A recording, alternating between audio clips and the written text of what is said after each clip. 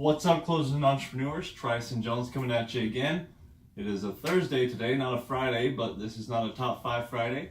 This is just a presentation that I put together based on some of the things that I've been experiencing and going through recently that I think would be good lessons for me to be able to pass on to you or help you with if they can help you. So, right now I'm in a new venture, getting a lot of things going that I've had in the back of my mind for a very long time, and all the pieces are coming together. But nonetheless, I'm working with some new people, both on the partnership side and on the employee side.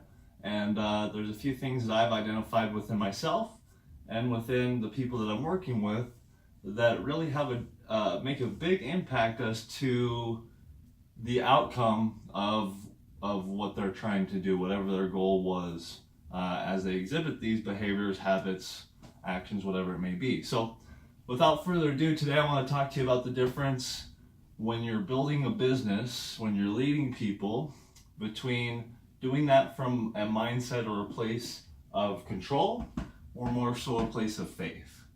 From my experience, typically people that have a need for control, they have an insecurity somewhere. That's why they want control, because they're scared of something.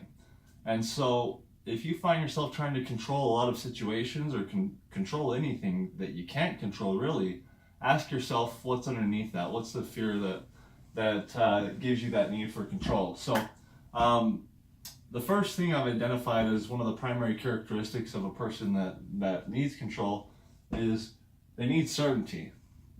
And I'm a huge fan of Tony Robbins. He says it in multiple instances: the level of success you'll achieve in life is going to be in direct proportion to the level of uncertainty that you can handle within your life. So if you're already up here and you want to get up here, you need to be able to handle more uncertainty. If you're already up here and you don't want to fall down here, you need to be able to handle uncertainty and quit trying to control things. If you're down here and you need to get up here, then learn how to deal with some uncertainty. So that's the first characteristic I've identified. Second thing is, people that need control tend to have a lone wolf mentality, because, hey, if I want all the control, why would I put something in somebody else's hands? But the bottom line is, in business, you can't do it alone. In life, you can't do it alone. We need people around us. We all have strengths and weaknesses. We all have skill sets that we've acquired and worked on that somebody else may not have, and they may have a skill set that we don't. So that's where business, becomes effective, is getting people together that have different skill sets they can bring to the table for each other. So that's the second thing is, if you have a need for control, you're probably going to end up working alone. Excuse me. The third thing is, control takes cognitive thought. You're thinking about all the variables. You're thinking about all the circumstances, all your mistakes, all of this, all of that. And all of that time you're thinking, and you are using energy that you can be using to make more sales, or to prospect more, or to hire more people, or whatever it may be. So when you're trying to control things, you're cognitively thinking about doing that every step of the way. I promise you folks that is not an effective use of your energy. And nonetheless, because of all these things, needing control or trying to control things in business is really a fruitless need and behavior. So as far as faith goes, faith I define as having a belief in something or someone that is bigger than yourself.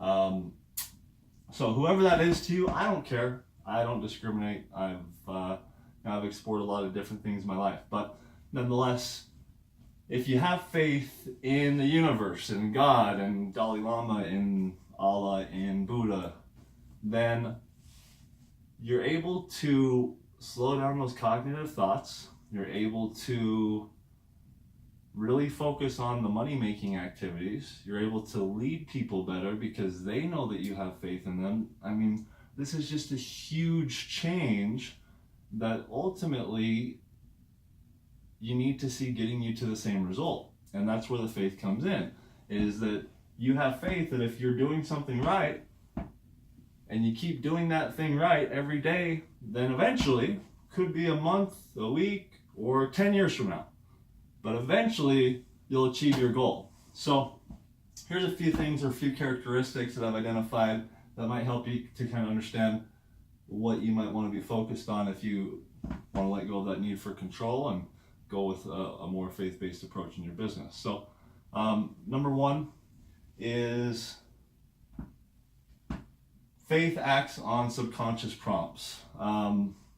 Rather than cognitive thoughts, subconscious prompts. So your subconscious is running 24 hours a day, 7 days a week. And some people might call this spiritual prompts.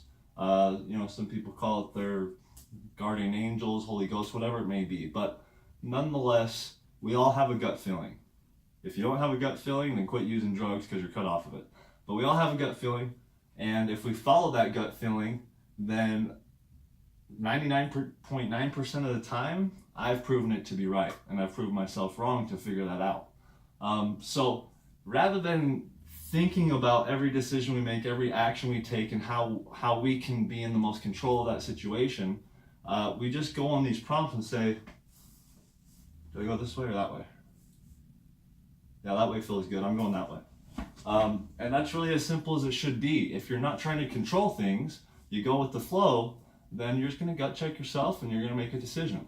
So that takes a lot less energy, a lot less brain power, a lot less activity, a lot less stress, a lot less of all of that stuff than trying to control the situation.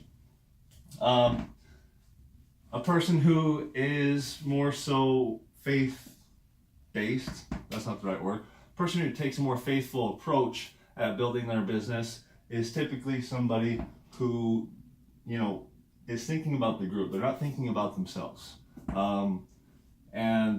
Whether they, as a leader, if they're a leader, need to push the group, pull the group, pat the group on the back, scold the group, whatever it may be, that's the role of a leader, and that's what you got to figure out the balance between. But the bottom line is, if your people don't think that you have faith in them, they're not going to do the job right. They got to know that you trust them and that you have faith in them. This relieves stress, and faith is more conducive to production. So those are a few things that I've noticed myself as well as the people I'm around.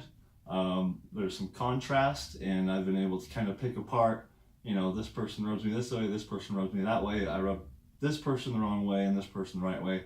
And I'm really starting to take into account the personalities of the people that I'm working with and trying to get to catch my vision and follow me here. So I hope that helps you. I will see you tomorrow for a Top 5 Friday, and end the week strong. Thanks.